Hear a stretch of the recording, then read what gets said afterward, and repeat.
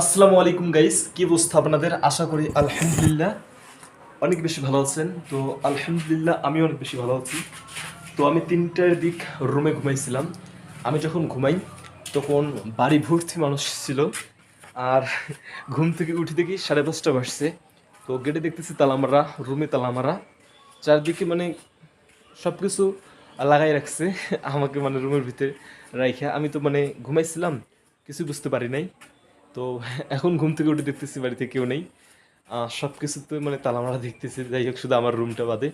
তো বেশ কিছুদিন থেকে ভিডিও বানা হচ্ছে না ঠিক রকম। আহ, তো কালকে থেকে চেষ্টা করব মানে কনসিস্টেন্সি সুন্দর সুন্দর ভিডিও দেওয়ার জন্য।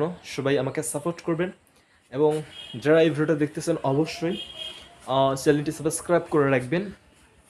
ইনশাল্লাহ কালকে থেকে আমার লাইফের ছোট্ট ছোট্ট বিষয়গুলো আমি ক্যামেরার সামনে তুলে ধরার চেষ্টা করব। আর আপনারা সবাই আমাকে সাপোর্ট করবেন।